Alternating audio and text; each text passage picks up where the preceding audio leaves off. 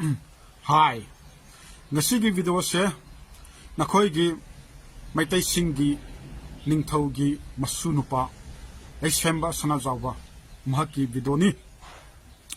mahaki video macha ama aina social media da thingai maduda mana public ki mamangda press ki mamangda sumaina haiki madudi englo kuki war laite thoksu thokte tasu taadri kaina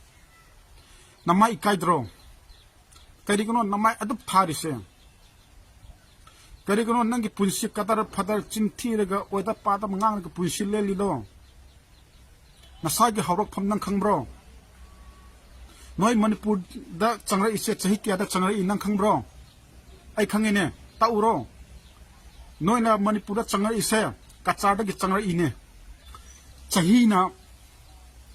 September 22 1891 maduda khaktani noi changa ise noi di manipur da laiba maitai ariba singna invite to bunate ningthau oyo haina invite to bunate noi di british singna nampuna pusrak pane british singi request mayam da yes phayo yes lepo yes tawo yes aranbasu yes achumbasu yes adumba oinaba hairaga british singna noi kacardagi manipur manungda pusulakpane aduga nangna akhoigi history anglo kuki war chahi ahum wana lang tawa madu thokte usu udri tasu tadri kaina chiyam thigunun he pesa ka lawge nang adu haibada nate mamang da cookie singna englo cookie war function celebration tawba numituda nangsu as a chief guest ona matam amada yaukhiba natra nangna chief guest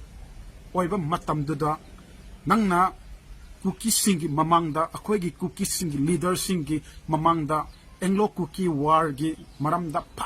phajaba simon pikhiba natra cookie singi history asine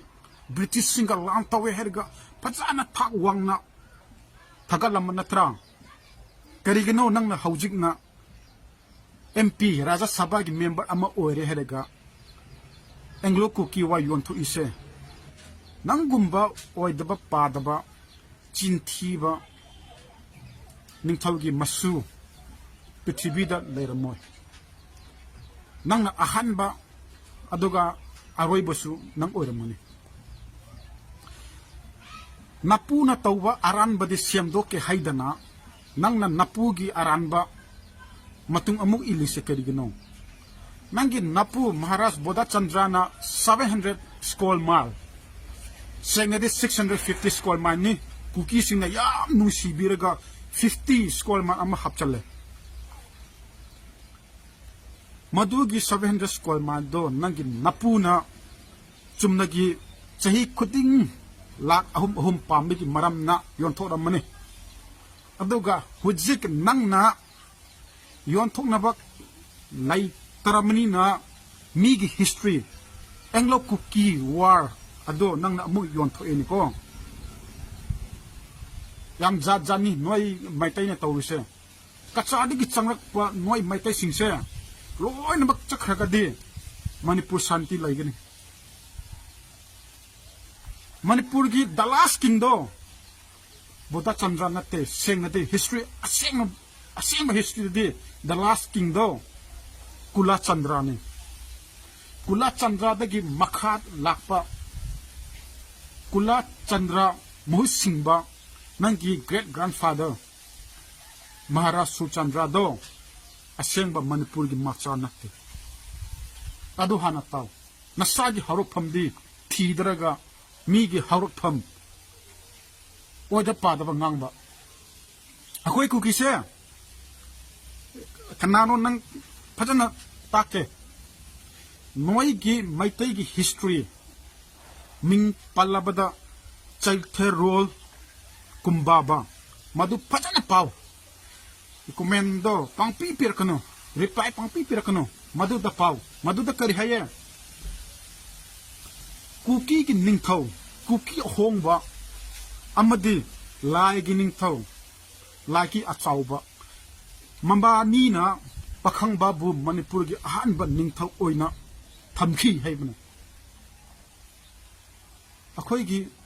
history di yam kuirene nang manipur changak padi only 133 years sudangai ri natraga nang kala iro noi gi anglo maitai war anglo manipur war chumna gi 26 days khatak oye haibigi ikai ri ro kuki sing di chahi ahum lan tawe maitai sing di only 26 days tawe haibigi ikai bigi maram na anglo kuki war leite hairi ro natra paisa pambigi yonthu iro aduga manipur da leiriba maitai sing aina ngai sidi amadi sini noigi tanglai park 7 rest call mai yontho ibase ningthaugi kachar da lakpa ningthaugi imungna yontho ini aduga noina khoida lan tawrisi karigino noigi pakhangba do khona ningthau heline ne akoina ningthau heline chaithai rol